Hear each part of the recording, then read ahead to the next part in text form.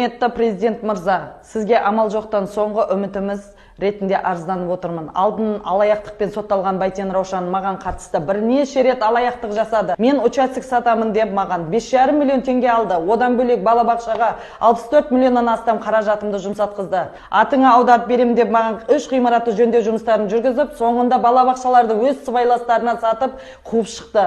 Басқа алаяқтыққа қоса жалпы Байтен маған 95 миллионнан астам материалдық зиян келтірді.